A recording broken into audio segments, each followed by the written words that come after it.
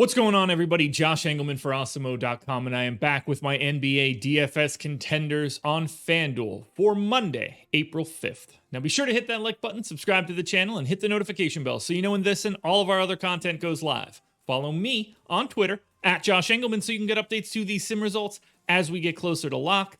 And finally, let me know in the comments section who is your favorite and least favorite of my contenders for today's slate. We've got a couple studs today that have Q tags on them. Fred VanVleet, Bradley Beal. The trickle-down effects of those, if those guys end up being ruled out, pretty massive. But for right now, we're assuming they are in. So, Kevin Porter Jr., De'Aaron Fox, Pascal Siakam, Luka Doncic, and Karl-Anthony Towns are on the outside looking in. That's loaded, by the way. Who will be my favorites, my top 5 plays for today? It's time to find out.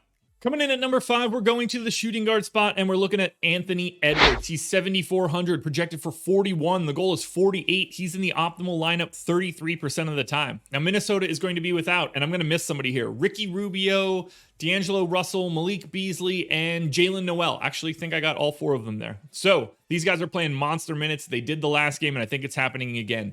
38 minutes for Anthony Edwards. We're talking about a 1.1 fantasy point per minute guy in that time. Big time usage bump. So 29% usage, 26 real points, 5.5 boards, 3.5 assists, 2 stocks. Pace neutral against Sacramento, but we're not really worried so much about the pace when we face the Kings. We're worried about the fact that their defense is dreadful. Love this spot for Edwards. Might have a little bit of a chip on his shoulder. Halliburton getting a little bit more steam this year, you know, as the guy that's good. Well, Edwards might want to do a little something there. I'm not one for narratives, but I'll take what I can get. Number 5, Anthony Edwards, 7,400 at shooting guard, basically doing everything he wants with Karl-Anthony Towns. I love it. Next up at number 4, we're going to the small forward spot, 7K OG ANUNOBY. Now again, this is assuming Fred VanVleet is in. 34.5 fantasy points. The goal is 46. He's in the optimal lineup 34% of the time. I've got him projected for 0.96 fantasy points per minute. OG ANUNOBY's been at like 0.11. No, sorry, flip that. 1.1 for the past 30 days. He's playing like a very different NBA player right now. I am dramatically under projecting him today, and I still think he's the fourth best play on the slate. I'm tongue-tied, guys. I need to get more coffee in myself. Anyway, here's the big part of this one. 17 points, 7 boards, 2 assists, 2.5 stocks. You know what you're getting out of OG ANUNOBY. But what you're really getting is a matchup against the Washington Wizards, the best thing that you could have in DFS. The Raptors gained 4.7 possessions over their average just from this matchup. So we already know that Kyle Lowry is not going to be there. It's possible that Fred VanVleet isn't. Everybody's taking a massive bump up in role if those guys aren't on the floor.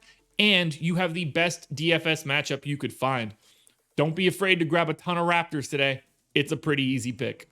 Speaking of Raptors, number 3 shooting guard Fred VanVleet. Again, he is questionable. We don't know, but of the 7 games that play today, 6 of them lock at 7 o'clock. So we should get all of this news pretty aggressively in that 5 to 7 window. I'm hoping we get it all for the 1:30 injury report, but we shall see. 7,400 for VanVleet, projected for 45. The goal's 48. He's in the optimal lineup 41% of the time. You can see we took a step up in tier. If he's playing, he's playing. 37 minutes, 1.24 fantasy points per minute. Big time usage bump with no Kyle Lowry. So 27% usage, 23 points, 7.5 assists, 4.5 boards, 2.5 stocks. And the same matchup we just explained for OG ANUNOBY. 4.7 possessions over their average. We're talking 2.5 points for Fred VanVleet just because they face the Washington Wizards. It's impossible to not want to be here. He's dramatically underpriced on the site for what his role is if he is in. Keep your eyes peeled, because if we take Fred VanVleet out, we're probably putting Malachi Flynn into the number 1 spot at the flat minimum. Keep your eyes peeled. Watch live before lock. All that good stuff. But right now, assuming that Fred VanVleet plays, he's the number 3 contender. Next up at number 2, we're spending all the way down. Power forward eligible Isaiah Stewart. He's just 3,700, projected for 30. The goal's 35. He's in the optimal lineup 46% of the time. No Mason Plumlee today, out for rest. So Isaiah Stewart is going to be the starting center at 3,700, but you don't even have to roster him at center. He's a power forward. This is probably one of the most no-brainer plays you'll see. I gave him 30 minutes. You can give him less than that. It's not going to change what we're talking about here. He's basically a fantasy point per minute guy, 12 points, 9 boards. Maybe you get a block and a steal, something along those lines. And they're facing Oklahoma City, a team that is going to be walking wounded in the exact same way. The Thunder only have 9 active bodies anyway. Stewart for 3,700 on FanDuel is an absolute no-brainer. I don't see a way to get around it. He's quite easily one of the first things you're doing from a cash lineup, and I think that he should probably be in like 50% of all GPP lineups as well. Don't overthink this one. 3,700 for a starter that is still a fantasy point per minute guy. You can't go wrong. Now, before we get to that number one contender, one last reminder to hit the like button, subscribe to the channel, and hit the notification bell so you know when everything goes live. Head on over to Twitter, follow me, at Josh Engleman, trying to make the push. We've been slowing down a little bit because it's the end of the NBA season, but I'm knocking on the door of 18,000 followers, and I'd really like to hit that in the next week or two, so that would be pretty fun. If you can follow me, that would be great. Then head on underneath this video into the comment section. Who's your favorite contender? Who's your least favorite contender? And if there's somebody that you think should be on that list that isn't, let me know. I want to know what I'm missing.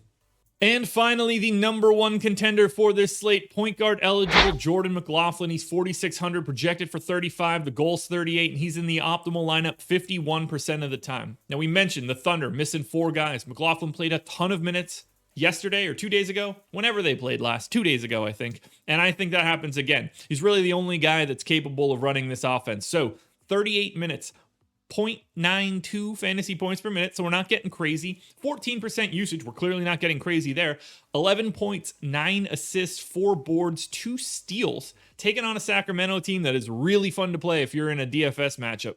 4,600 for McLaughlin is easy. If Fred VanVleet happens to be ruled out, the McLaughlin-Malachi-Flynn combo is an absolute cash game lock button. But right now, you're jamming in Jordan McLaughlin, you're jamming in Isaiah Stewart, you're taking the value there, and you're able to pay up for everything at the bottom of this list, whether that's Edwards, Towns, Doncic, Siakam, Fox.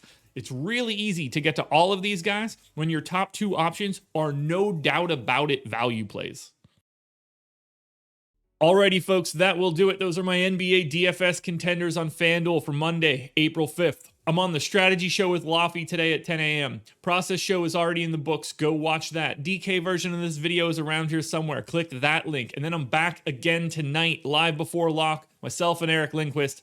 And it's going to be one of the more important live before locks of the year. 6 of the 7 games lock at 7 o'clock. News is going to be fast and furious. It might even be too fast, too furious for you today. That's the worst joke I've ever made. So I'm going to get out of here. Good luck tonight, everybody. I'll talk to you again in the morning.